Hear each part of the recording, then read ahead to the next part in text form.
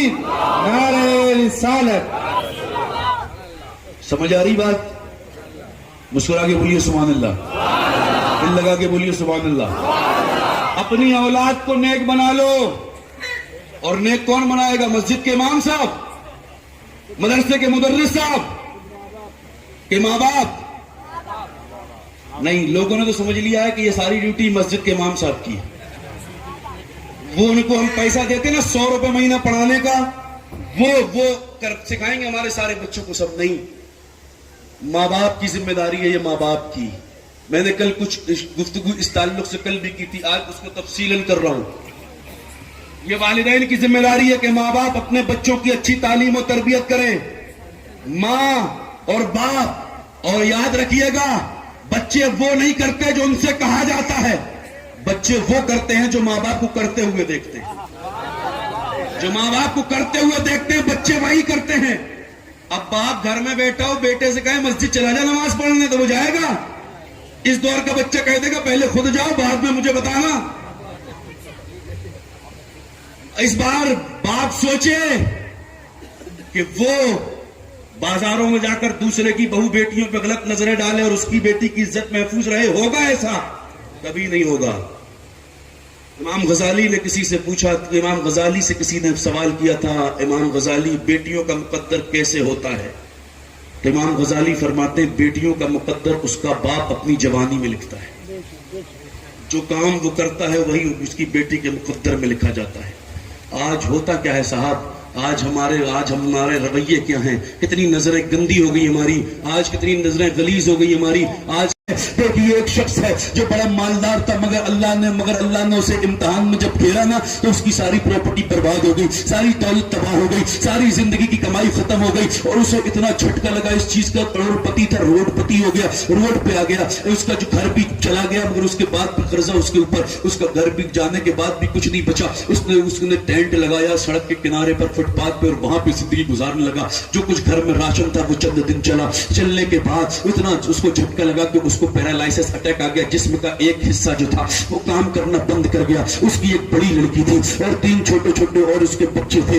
وہ جب گھر کا سارا ختم ہو گیا تو پھر معاملہ یہ ہوا کہ وہ نوجوان لڑکی جو تھی اس نے اپنے باپ سے کہا تھا، اے بابا جان میں جاتی ہوں، کچھ نوکری پیشہ تلاش کرتی ہوں، کچھ پیسہ لے کر آؤں گی، اور جب میں کچھ پیسہ لے کر آؤں گی تو گھر کا کام چلے گا. وہ ایک دن گئی وغیرہ، شام کو آئی کچھ نہیں ملا. دوسرے دن گئی، شام کو آئی کچھ نہیں ملا. تیسرے دن گئی، شام کو آئی کچھ نہیں ملا. اس کے بعد آ کے رونے لگی. باپ نے پوچھا تھا، بیٹی ایسا کیا کرنے جا رہی ہے جو رو رہی ہے، آج بڑا چیخ رہی ہے؟ وہ عرض کرتی، میرے باپ میں پہلے مجھے اپنے رب سے معافی مانگ لینے دے، میں نے بڑی غلطی کر دی، بڑی خطا کر دی میں نے. تو باپ نے پوچھا تھا کیا ہوا؟ اس نے کہا تھا بابا جان کچھ دیر رک جا، میں اپنے رب سے معافی مانگ لوں. جب رب سے معافی مانگ لی نا تو پھر آئی اپنے باپ کے پاس. باپ نے پوچھا تھا بیٹی کیا ہوا، کہاں گئی تھی تو بیٹی نے جواب دیا تھا، بابا جان مجھ سے اپنے ان بھوکے بھائی بہنوں کی بھوک تڑپ پہ نہیں دیکھی جاتی، ان کی تکلیف نہیں دیکھی جاتی. میں نے یہ فیصلہ کر لیا تھا کہ میں کوئی کام تو جانتی نہیں ہوں، مگر اللہ نے مجھے حسن دیا ہے، میرے ہونٹ خوبصورت ہے، میرا چہرہ خوبصورت ہے، میری زلفیں خوبصورت ہے، میں ان کا سودا بازار میں جا کے کروں گی.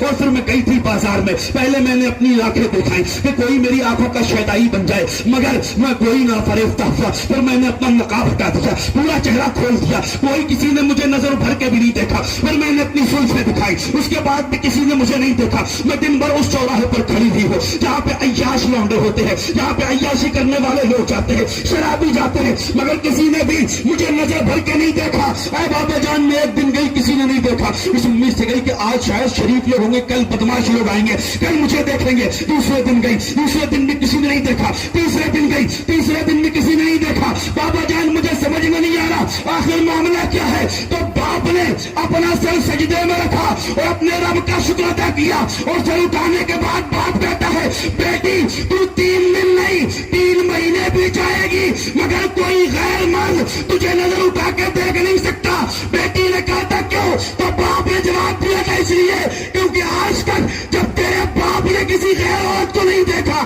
تو کسی کی ہمت کیا ہے جو میری بیٹی کو کوئی غیر مرد دیکھا. اللہ نعرہ تکبیر، نعرہ تکبیر، نعرہ رسالت، نعرہ رسالت. جشن فیضان نائب رسول، جشن فیضان نائب رسول، علماء اہل سنت، نعرہ تکبیر، نعرہ رسالت۔ ہم کیا سوچتے ہیں صاحب کہ صرف ہم سڑکوں پہ اپنی نظریں گندی کرتی رہیں، ہماری گھروں کی عورتیں محفوظ رہیں گی؟ نہیں صاحب، میرے مصطفیٰ نے طریقہ بتایا ہے۔ میرے مصطفیٰ فرماتے ہیں اگر تم چاہتے ہو نا کہ تمہارے گھروں کی عورتیں محفوظ رہیں، صحابہ کرام نے عرض کیا یا رسول اللہ ہاں، تو میرے مصطفیٰ نے ان لوگوں کے درمیان جو قرون اولا کے لوگ تھا مت رہے، تو یاد رکھو تم دوسروں کے گھروں کی عورتوں کی عزتوں کی حفاظت کرو، اللہ تمہارے گھروں کی عورتوں کی عزتوں کی حفاظت فرمائے گا۔ سبحان اللہ، سبحان اللہ، بے شک۔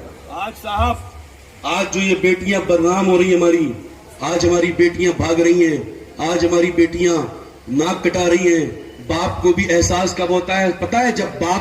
جب لڑکی گھر سے بھاگ جاتی ہے نا، تب پھر باپ محلے میں جا کے روتا ہے کہ میرے بیٹی نے میری ناک کٹا دی، میں نے جو امیج بنائی تھی وہ ساری کی ساری امیج میری ختم کرا دی، وہ سارا کا سارا معاشرہ مجھ پر تھوک رہا ہے۔ میں کہتا ہوں آج جب لڑکی گھر سے بھاگ گئی تب تجھے احساس ہوتا ہے کہ تو بیٹی کا باپ ہے۔ جب تو نے اپنی بیٹی کو موبائل دیا تھا اور تیری بیٹی رات بھر بند کمرے میں موبائل پہ باتیں کیا کرتی تھی، ویڈیو چیٹ کیا کرتی تھی، اس وقت تجھے احساس نہیں تھا کہ تو ایک بیٹی کا باپ ہے تو ذمہ داری نبھائے اور دیکھے تو کہ بیٹی کے دن رات کیسے گزرتے ہیں۔ میرے پیارے، اگر جس وقت بیٹیاں غلطیاں کرتی ہیں اس وقت باپوں کی آنکھیں کھل جائے تو وہ نوبت ہی نہ آئے گی کہ بیٹی اپنے قدم گھر کی دہلیز سے باہر نکال پائے۔ بے شک حق ہے۔ اگر ہمیں تو صاحب عادت ہو گئی کب رونے کی، جب معاملہ ہاتھ سے نکل جائے تب ہم صرف روتے ہیں، جب معاملہ ہاتھ میں رہتا ہے نا تب نہیں روتے۔ ہم اپنے ماں باپ، ہم روتے کب ہیں؟ روتے تب ہیں جب ہمارے بچے ہماری ناک کٹا دیتے ہیں۔ روتے کب ہیں؟ جب ہماری بیٹیاں بھاگ جاتی ہیں۔ روتے کب ہیں؟ جب ہمارے بیٹے بہوؤں کی باتوں میں آ کر ہمیں گھر سے نکال دیتے ہیں، تب روتے ہیں۔ کہتے ہیں کہ بچوں نے اپنے ماں باپ کا حق ادا نہیں کیا۔ میں کہتا ہوں اے لوگوں، ذرا مجھے بتاؤ کہ جب آج تمہارے بچے تمہارا حق ادا نہیں کر رہے تو تمہیں تکلیف ہو رہی ہے، یہ بتاؤ تم نے ان کی پرورش کا حق ادا کیا تھا حق ادا؟ نہیں صاحب۔ والدین کے حق کتنے ہیں؟ مشکل سے 20-25 ہوں گے۔ ان کی دوا کا خیال رکھنا، ان کی صحت کا خیال رکھنا، ان کے انتظامات سارے کرنا، کھانے پینے کا خیال رکھنا، یہ سارے اگر جمع بھی کیے جائیں تو 20-25 ہوں گے۔ مگر اعلیٰ حضرت عظیم البرکت نے کتاب لکھی مشعل الارشاد فی حقوق الاولاد، اس میں وہ حقوق نکالے ہیں اعلیٰ حضرت نے حدیث اور قرآن سے جو والدین کے اوپر بچوں کی پرورش کے حق میں، ان کی تعداد 80 ہے۔ کتنی تعداد ہے؟ 80 تعداد ہے۔ ماں باپ کو ان حقوق کی ادائیگی کی پرواہ نہیں ہوتی، جب بچے ان کے حق ادا نہیں کرتے ہیں تب ان کو پرواہ ہوتی ہے۔ ایسا نہیں ہوتا کہ بچہ اچانک نیک ہو جائے۔ ماں باپ نیک ہوتے ہیں تب بچہ نیک ہوتا ہے، ماں نیک ہوتی ہے تب بیٹی نیک ہوتی ہے، باپ نیک ہوتا ہے تب بیٹے نیک ہوتا ہے۔ ڈاکٹر اقبال کہتے ہیں کہ میرے پاس لوگ آ کے کہتے ہیں کہ حسین نے میدان کربلا میں حق ادا کر دیا، تو میں ان سے کہتا ہوں ادھوری بات مت کیا کرو، بات کرنا ہے تو پوری بات کیا کرو۔